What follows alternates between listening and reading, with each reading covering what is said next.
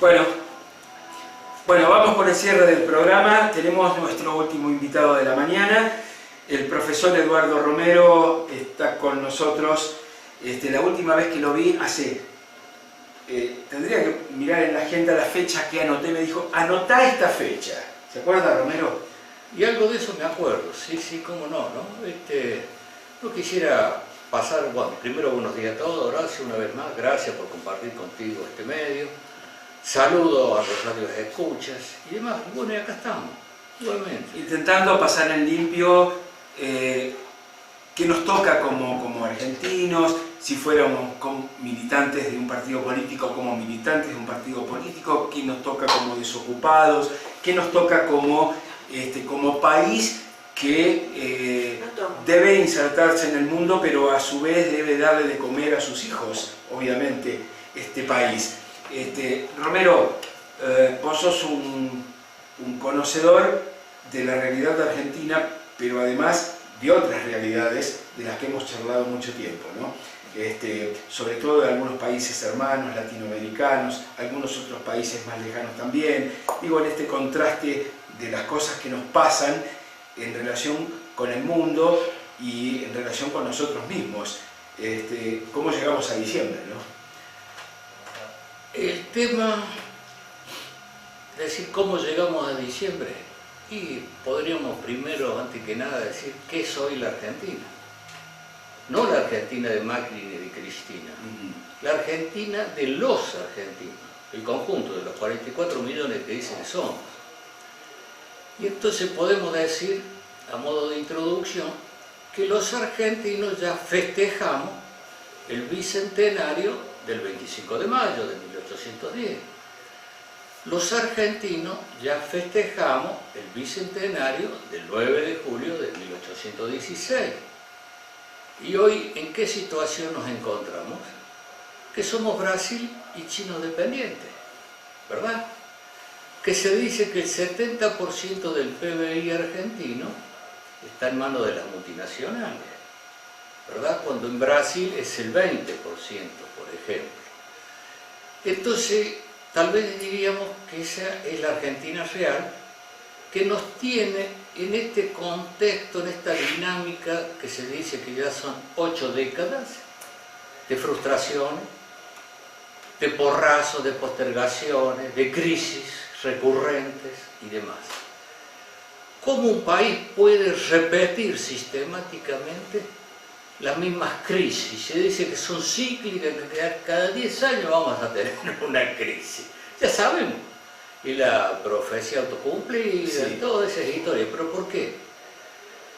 Mire, un señor cuyo nombre de pila era Carlos, en el siglo XIX, acuñó una frase, aquella que dice el periodo de la acumulación originaria. Los argentinos, ¿alguna vez concretamos ese periodo de la acumulación, o sea, de una generación de riquezas reales, sostenibles en el tiempo? Bueno, la posguerra dio un estado de bonanza. Un estado circunstancial, sí, ¿verdad? Sí. Una bonanza. Y entonces, bueno, después vino lo que vino, para bien, para mal, digamos, hay distintas ópticas.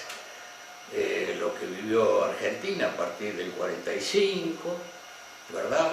Y demás. El movimiento peronista, que es un dato de la política mayor de la historia política argentina, como lo fue el radicalismo en su momento. Y entonces, hoy nos encontramos de nuevo en esto. Decimos, los radicales, bueno, tuvimos a Alfonsín, tuvimos a De la Rúa. Por ejemplo, me viene a la memoria una anécdota del gobierno de la Rúa, que en aquel entonces la ministra de Trabajo era Patricia Bullrich. En ese entonces el secretario general de la CGT, Hugo Moyano, le había puesto el mote de la piba, ¿sí?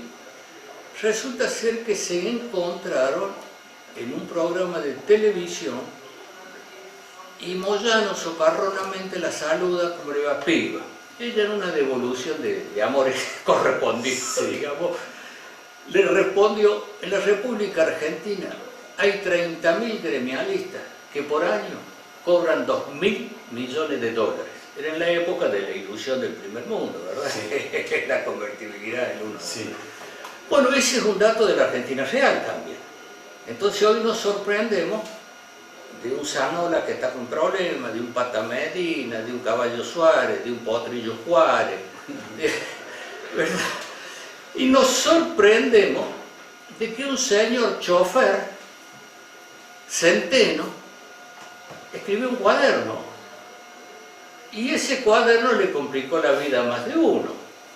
Entonces lo primero que salieron a descalificar fue el cuaderno. Que se dijo, sí, no, que una fotocopia. Sí. Está bien, supongamos que una fotocopia, que está un poquito arrugada, que tiene unas manchitas y demás. Ahora yo pregunto a todos, hace 5, 10, 15 años atrás, ¿se nos hubiera ocurrido pensar que hoy los referentes de la denominada burguesía nacional, los Pescarmona, los Aldo Rogios, los el de Tachín, se me va, ya viene, públicamente... Los Macri también. Bueno, los Macri también, obvio, los referentes de la burguesía nacional, hoy reconozcan qué es eso, que efectivamente es verdad lo que dice el cuaderno, que ellos hicieron lo que hicieron, y entonces estamos hablando de la Argentina real.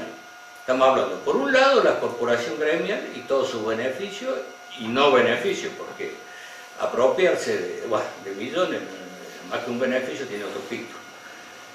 Tenemos el caso de decir, bueno, hoy estamos en crisis, que tuvimos que salir corriendo al Fondo Monetario, pedirle plata.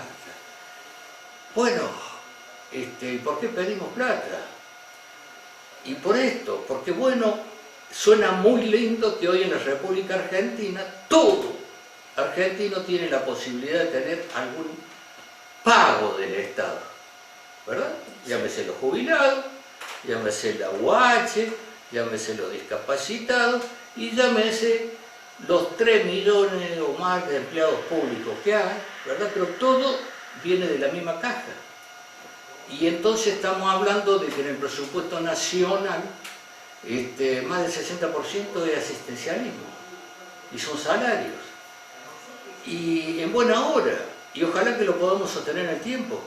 Pero, señores, eso se paga con riqueza nacional, con el producto nacional, no con los préstamos internacionales, no con las devaluaciones feroces que cada tanto nos devalúan, porque no queremos sincerar el costo real de los argentinos y resulta ser de que... Ahora, ¿por qué hay que subsidiar la vida de tantos en un porcentaje tan grande si hay otras posibilidades y otras opciones para... Bueno, hay ejemplos en el mundo de países, habría que hacer una comparación de decir, bueno, ¿cuántos viven del Estado y cuántos viven de la actividad privada, verdad?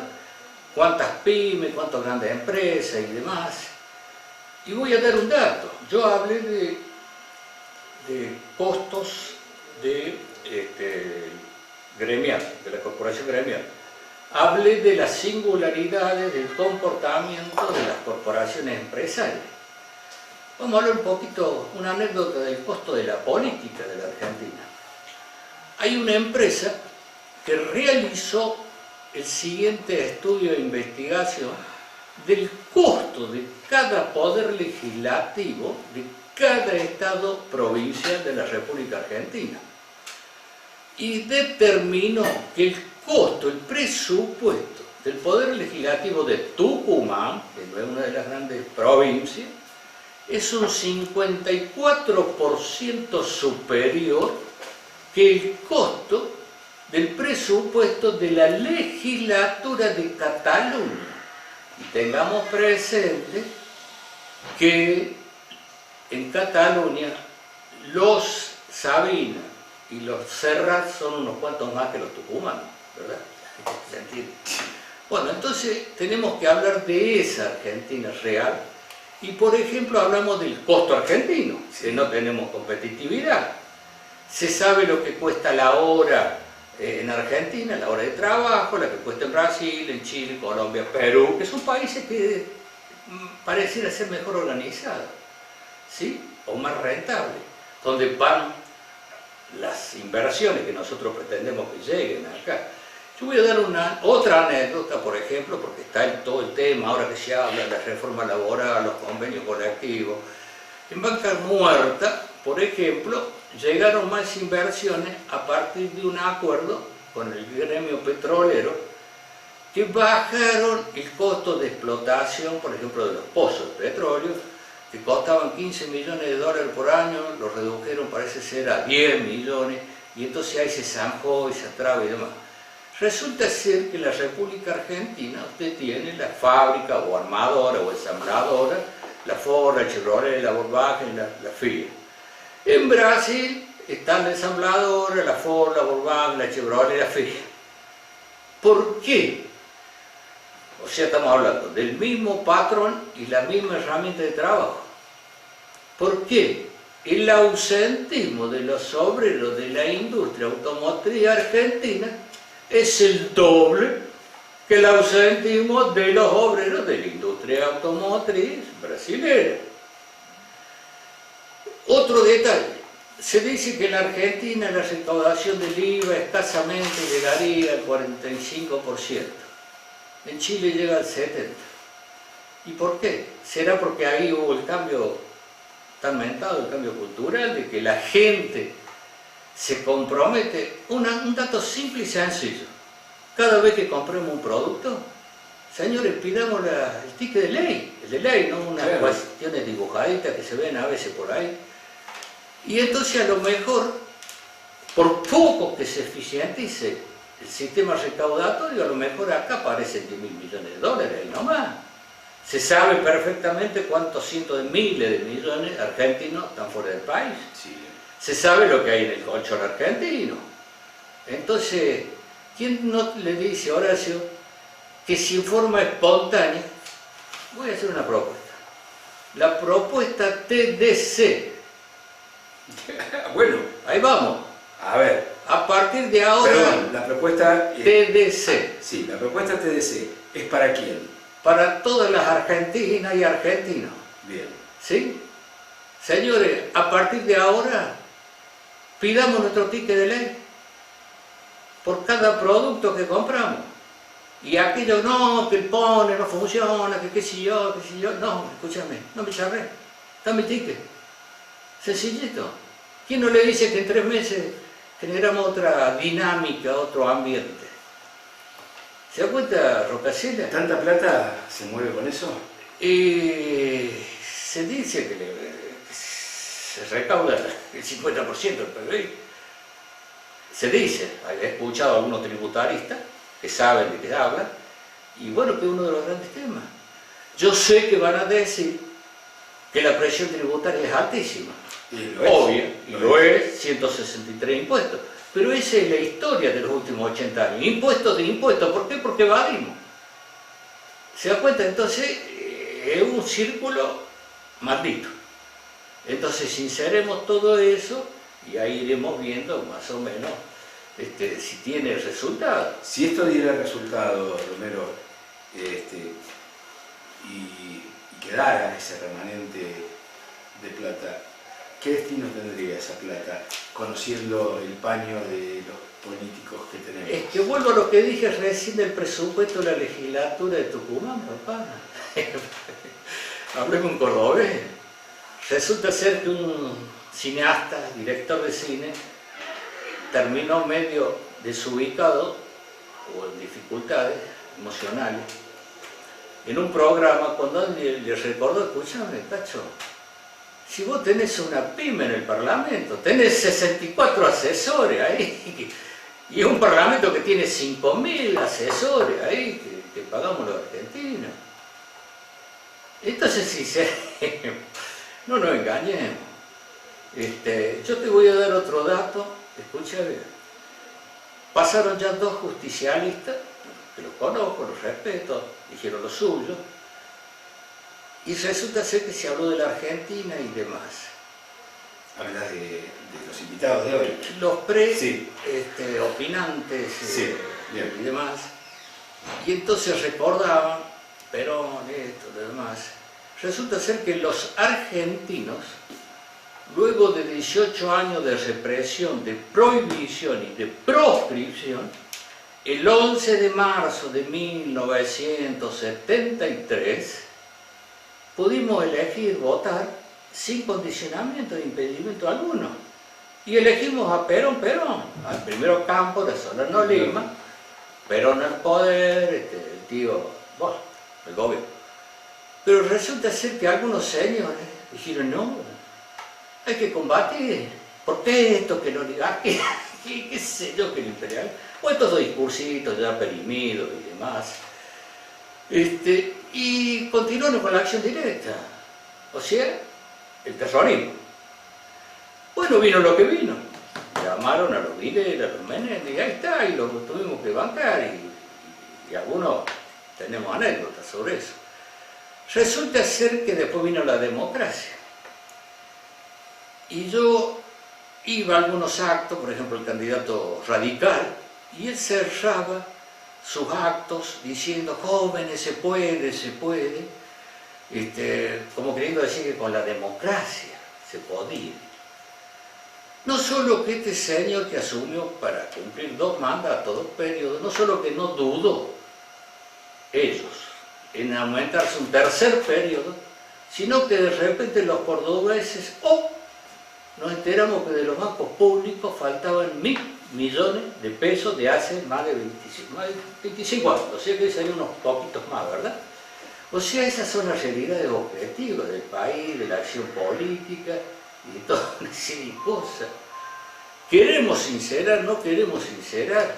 Las variables. Algo así como que hemos sido saqueados también por aquella gente que pusimos en puestos de responsabilidad.